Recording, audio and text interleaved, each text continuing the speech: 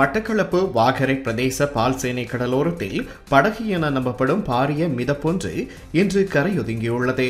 மூங்கில்களினால் கட்டப்பட்ட இந்த படகில் மியன்மார் என ஆங்கிலத்தில் காணப்படுவதோடு அந்நாட்டு தேசிய கொடியும் பறக்கவிடப்பட்டுள்ளதால் அந்நாட்டை சேர்ந்ததாக இருக்கலாம் என பிரதேசவாசிகள் நம்புகின்றனர். படகில் சமையல் பாத்திரங்களும் சில உணவுப் பொருட்களும் காணப்படுவதோடு விறகு அடுப்பில் சமைத்த அடையாளங்களும் காணப்படுகின்றன. தகவல் அறிந்து வாகரை போலீசார் படகை பார்வையிட்டதோடு விசாரணைகளை மேற்கொண்டு வருகின்றனர்.